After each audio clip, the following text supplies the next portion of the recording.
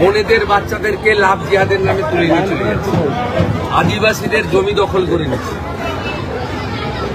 কালকে আমি ঝাড়গ্রামে গিয়ে দেখলাম শ্মশানে যাওয়ার জমি দখল হয়ে গেছে। এগুলো হতে পারে না। এখানেই তো আপনার নয়াচরে সব বাংলাদেশ থেকে এসে দখল করে নিয়ে ফিশারি চালাচ্ছে।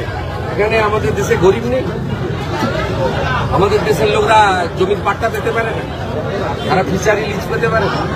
ঘরে ঘরে বেকার, 60 লক্ষের বেশি ছেলে বাইরের রাজ্যে গিয়ে চাকরি করছে। 540 কিলোমিটার মেনা দেননি, যা খুশি হবে যে খুশি আসবে ঢুকবে, হয়নি কি কখন? 140 কোটি জনসংখ্যা হয়ে গেছে।